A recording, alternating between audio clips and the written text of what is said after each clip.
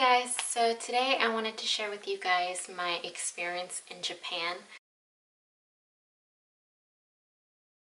So the first tip that I learned, never book a seat right in front of the bathroom. Definitely getting a smaller space and the seat doesn't recline all the way back. So it was a very uncomfortable flight to Japan. Also, if you're just traveling you and someone else, I would try and book the aisle seat and the window seat and leave the middle open. Chance that someone won't book that seat.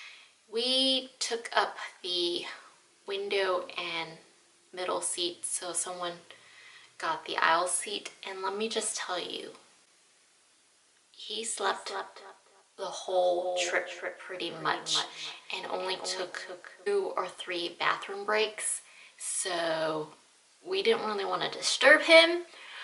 But yeah, it was a really long flight. But my first experience of Japan, because we stayed in Shinjuku, the first time we stepped into Shinjuku Station, oh my god, it was so overwhelming. A lot of people going in all different directions. It was like a wave of people and I wanted to freak out. Don't expect personal space in Japan because there is none. The other thing is, in my opinion, to Japanese people, foreigners are more white people. We pretty much blended in and people would start speaking Japanese to us. Some people weren't very patient with us.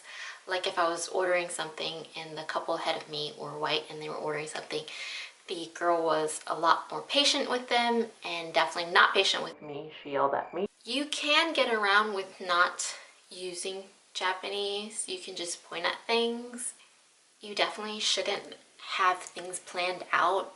Maybe a little bit, like where you want to go that day, but not to a T, because you end up missing things that you wouldn't normally see. Being an introvert, when you're in a really crowded area, sometimes your battery just...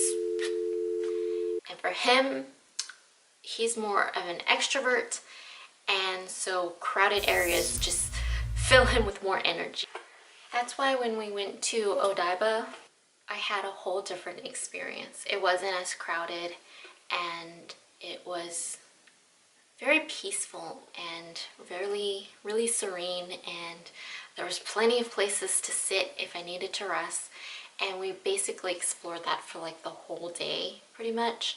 So that was a wonderful experience for me. I would say that Japan is such a beautiful place. The food was amazing, majority of it was cheap, and a lot of places you don't really have to communicate. If you go for like cheaper restaurants to eat at, a lot of them have vending machines, so you can just order your ticket there and just hand it to them. You don't really have to interact. Beautiful at night and a different experience at night, I would say.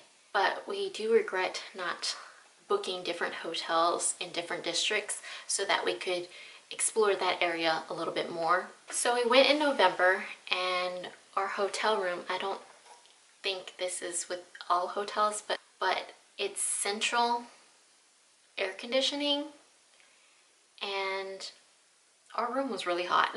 We tried to turn on the AC and there wasn't really an AC. Wind would blow through the vent, but that would be it. And we tried to talk to the front desk. They told us to turn off the thermostat because it said heater on it. I don't know, but we weren't getting any AC. The windows wouldn't open. So basically the humidifier was our best friend to act as a fan. And our second hotel that we went to, which was the Narita airport one, it was pretty much the same. So when it comes to shopping, you probably have heard of Don Quixote. A lot of people like to go there. They have pretty much everything. It's pretty fun to explore. But if you're a bargain shopper like me and you want to get a lot of like beauty items to bring back, then I would definitely say don't shop at Don Quixote because their prices are a little bit more. There's plenty of drugstores around that sell the same item for like at least 100 yen less. But if you don't care and you want to get everything at once, then go to Don Quixote. Also, people were talking about how there's not a lot of bathrooms around and to bring a handkerchief. When I was there, there's plenty of restrooms around and really easy access to them. And I mean, I never wet my pants. I guess it just depends on where you're planning on traveling. I will tell you is a lot of people did say that there's not a lot of trash cans, and they are correct. When it comes to packing for Japan, I would pack light. You don't want to be lugging around a huge ass luggage to get to your hotel room or even to get back to the airport.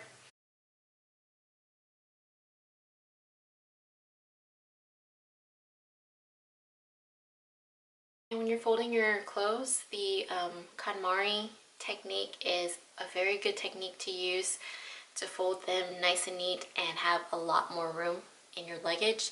So definitely try folding it that way instead of rolling it.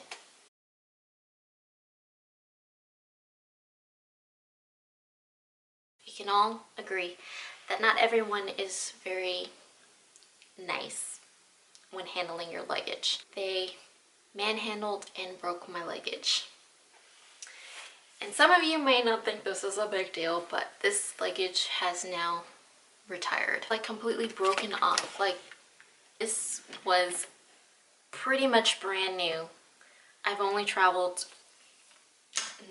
I don't travel that often, sadly. This stick came out when it was on baggage claim, and I was just mortified. And my husband didn't think it was worth replacing the handle.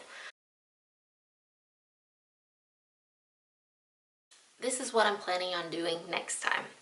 I'm going to definitely put a cover on my luggage so that it doesn't get so scratched up.